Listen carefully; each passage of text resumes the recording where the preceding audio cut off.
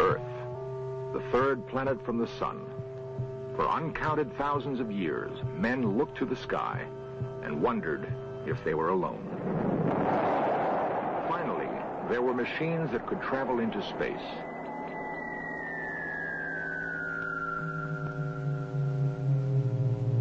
Men walked on the moon, but found no sign there of other intelligence.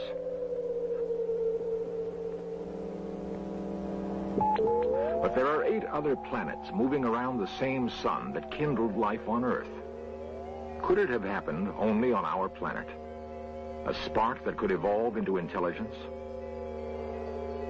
The winter of 1976 would see another great step in search of life on other worlds. The planet nearest Earth glows redly in the night sky. What common heritage might these two worlds have?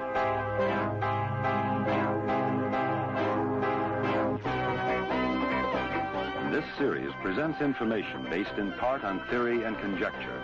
The producer's purpose is to suggest some possible explanations, but not necessarily the only ones, to the mysteries we will examine.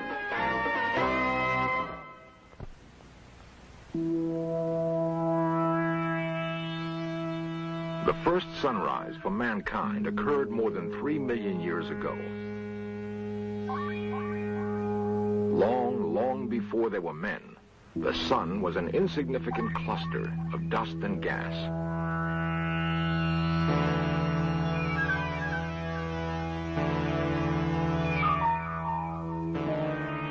It wasn't long in the scheme of things before the gas and dust began to boil. Mass becoming energy, energy becoming mass.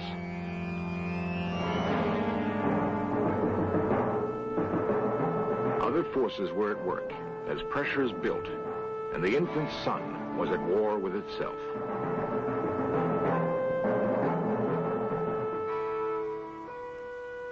Nuclear fusion, the same force at work in the hydrogen bomb, created the sun and has fueled it through the millennium.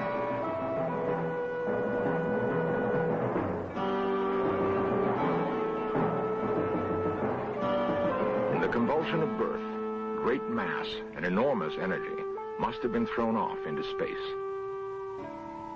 The planets were the cinders left by this cosmic holocaust. The same process was at work throughout the universe. Uncounted stars, uncounted planets,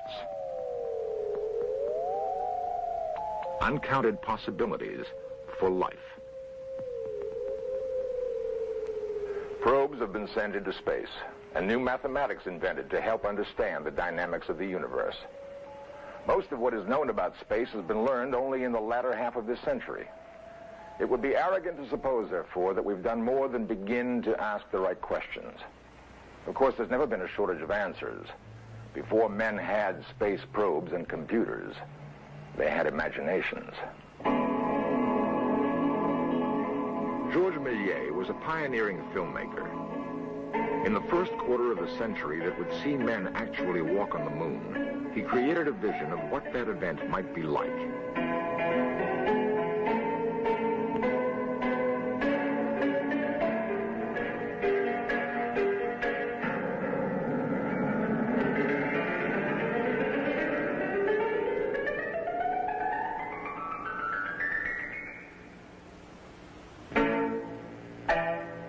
Essential to Méliès' comic view of a landing on the moon was an encounter with aliens.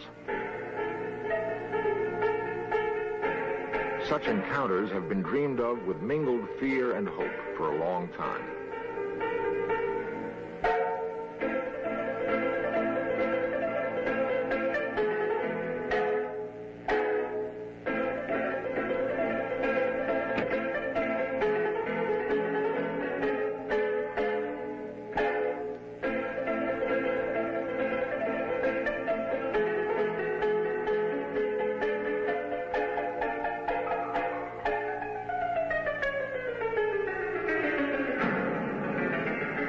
Ironically, Méliès' view of the return to Earth was not unlike a modern Apollo splashdown and recovery. Percival Lowell was one of many who contemplated the possibilities of life on other worlds. He was not a filmmaker, but a man of science. Lowell's passion was something he saw on the face of Mars. Lowell came to Flagstaff, Arizona in 1894 to build an observatory. He hoped that the clear desert air would afford him a better look at Mars than any astronomer before him had been able to achieve. The 24-inch refracting telescope Lowell installed on the site was the most advanced of the day. When all was ready, Lowell trained his eye on Mars. The conclusions he reached about what he saw made him one of the most controversial scientists of the age. Arizona newspaperman George Hoyt has written a definitive biography of Percival Lowell. His research focused on Lowell's fascination with Mars and with the remarkable conclusions he made after long study. Percival Lowell thought that there was intelligent life of some form on Mars. He deduced this logically from the existence of what he thought were canals on Mars, lines that he could see in a telescope. They were highly geometrical, and he couldn't explain them in any other way except to assume that some intelligent beings had constructed these lines. Lowell's observatory is still in use today. Its creator died in 1916, having fired the imaginations of many and tasted the ridicule of others. Later research indicates that Lowell's canals were illusions, but the remarkable events of 1976 have proven the astronomer right on many of his other observations. He thought that Mars was in what he called the terrestrial stage of planetary evolution, and that was the stage after the one that the Earth was in, which was the terraqueous stage. In short, the Earth had oceans. Mars, he thought, had already lost its oceans, but it did have oceans at one time. Mars was drying up. Mars was desiccating, and he coined the word desertism for what was happening to Mars, and he thought that it was also just beginning to appear on Earth. Lowell's observation about Earth's changing climate was profound. The forces at work in the solar system have a rhythm and a reason beyond the grasp of most men. Changes that are imperceptible from man's tiny window on the universe can have profound consequences. Lowell believed that some small shift in the orbit of Mars or some fluctuation in the sun's rays had gradually deprived Mars of life-giving water. He saw indications that the same processes were at work on Earth. Could it be that some Martian scientist was able to warn his people in time? At the Jet Propulsion Laboratory in Pasadena, California, scientists like Harold Klein are studying the similarities between Earth and Mars that Percival Lowell was the first to recognize. Well, it's very difficult to talk about the evolution of a planet like Mars without too much information. The general theory at present is that both Mars and the Earth were formed at the same time, about 5 billion years ago.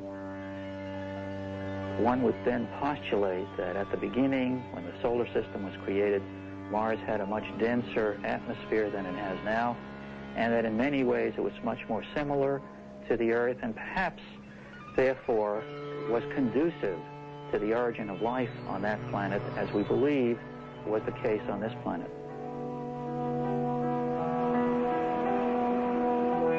Water would have been essential if life on Mars was to develop as we know it. Gerald Soffen is a Mars geologist. The important thing to understand is that both planets were at one time hydrological planets. They were planets that had flooded amounts of water, and that water, that simple molecule, dominated for a great period of time the course of the history of the planet. Now, there's no water on Mars today. There's no flooding water. There's certainly atmospheric water, and we now know the poles of Mars are water. So somewhere along the way, Mars went one way, and the Earth went the other way.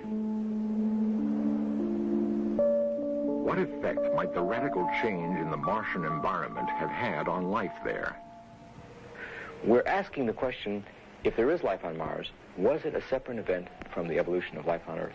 It's entirely possible that what we find on Mars, possible, not likely, is so close to our own that we've discovered, in a sense, the same event, the terrestrial life and the Earth life, because we're related to the same event that took place some time ago. Some time ago, indeed.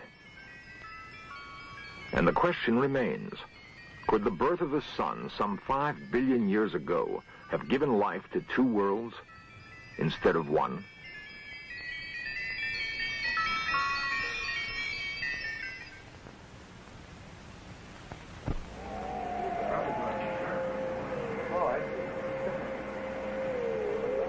Mission Control, the Jet Propulsion Laboratory in the foothills above Pasadena, California. It is from here that an ambitious undertaking in space will be directed. The target is Mars, 212 million miles from Earth. Men have walked on the moon, but this journey to Mars will take 11 months. Too long for man now, but not for his machines. Copy, thank you. Constantine orders in for 215602. Copy, thank you. A Titan Centaur lifts off from Cape Kennedy. It is August 20th, 1975. In the nose cone is a machine of ingenious artifice. It is called Viking. Men have learned to extend their intelligence beyond the confines of their fragile bodies, into icy space and onto unknown worlds. The machine will go where men cannot, for the present, go. It will obey the commands of the scientists in Pasadena, sitting at their computers, 35 miles from the surfing beach at Malibu.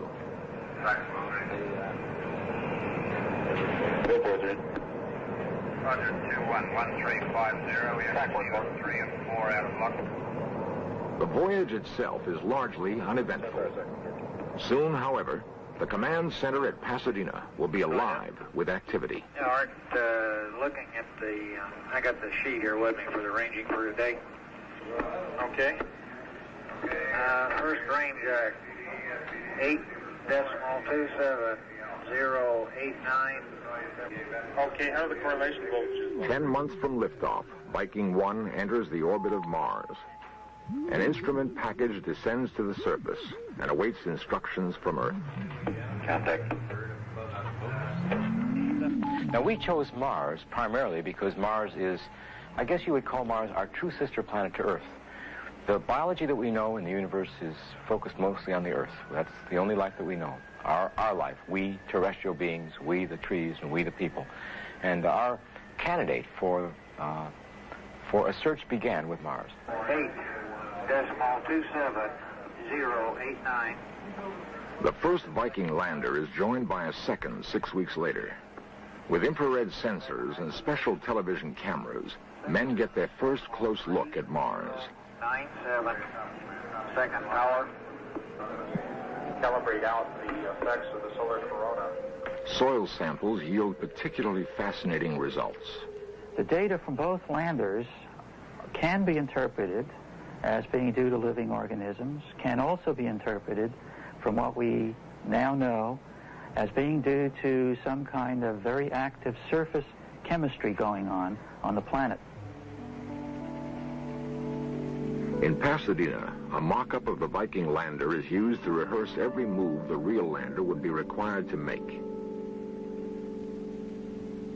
The dexterity of the lander is amazing. Sighting through television eyes, programmers on Earth trigger Viking to scoop up samples of soil or rock. Samples are dropped into a sifting mechanism that sorts particles for specific tests. Dr. Leslie Orgel points out that the tests are inconclusive. The experiments that we've done with the Viking on Mars this time doesn't give any evidence at all for any compounds left over from life in the past on Mars. But that doesn't, of course, mean at all that there wasn't any life on Mars. There may have been compounds there, and they may have been destroyed. Well, if you want to postulate a technological civilization on Mars, which has died out, you would then also have to have some mechanism to cover over any sort of buildings or any sort of vast project.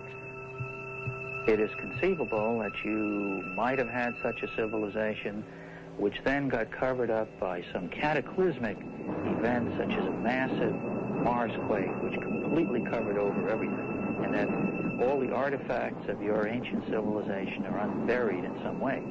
None of this is visible, you see, from our pictures now that we're taking from the Viking spacecraft, which could see objects as small as about 15 yards or so, or bigger in size.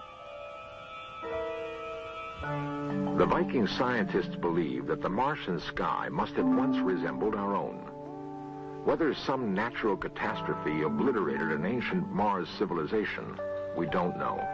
It seems, however, that Earth is not immune to the same forces that made Mars a desert. There are three schools of thought.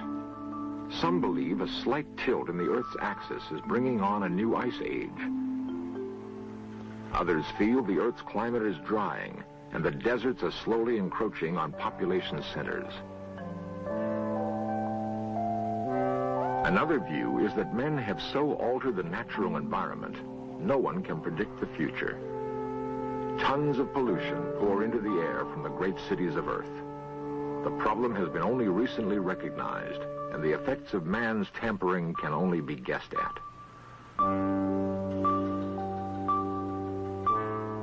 Men have done worse things than pour smoke into the sky.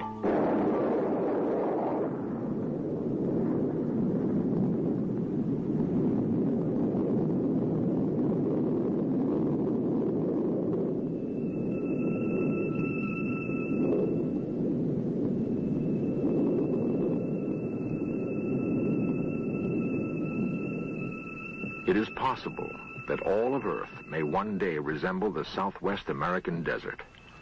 Mars looked much like this to the electronic eyes of Viking. The machines scanned the horizon and recorded no sign of intelligent life. It is unlikely that life evolving elsewhere in the universe would follow the same path as life on Earth. If that were to happen, however, Mars would seem to be the likely host. The two worlds have much in common, even now. Perhaps Viking didn't see all there was to see.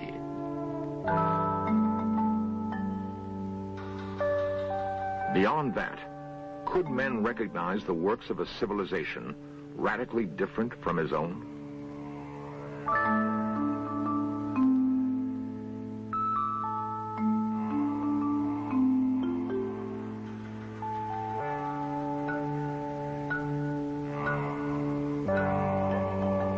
If there were Martians, and they knew what was happening to their planet, perhaps they chose to abandon it.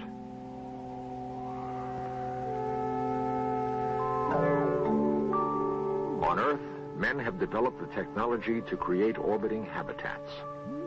Theoretically, these artificial worlds could be built on an immense scale in weightless space. They could provide a safe refuge for long voyages in space, voyages to new worlds. It is not inconceivable that Earth once held the same promise and fascination for Martians that the red planet now holds for mankind. Viking may be a step in the return voyage.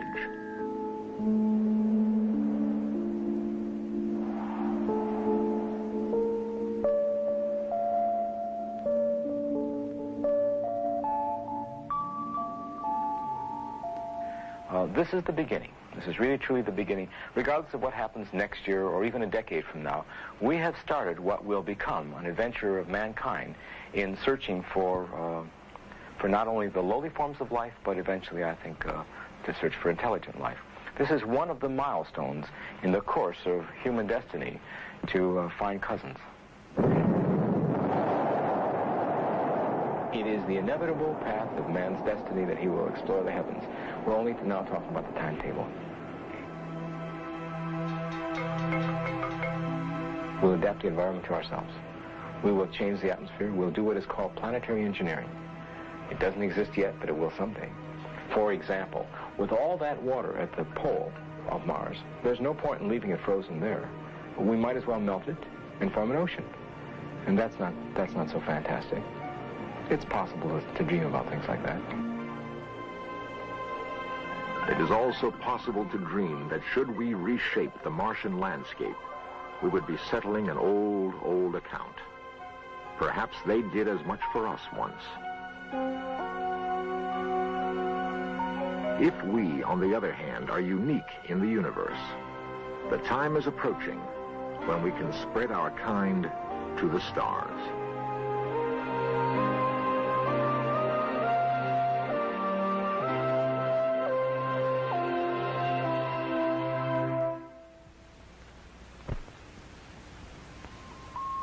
Albert Einstein believed the universe was shaped like a saddle. By traveling in a straight line, one could eventually wind up where he started. With the universe, as with life, endings seem to merge with beginnings. Was the end of some undiscovered civilization on Mars the beginning of our civilization on Earth? Will our first steps on some dusky Martian plain be a homecoming? Only when we've been there can we prove or dismiss the notion that some calamity of nature or poverty of spirit might have overtaken a parent civilization on the fourth planet from the sun. It would be well for us to find out, for it has been observed that those who cannot learn from the past are condemned to relive it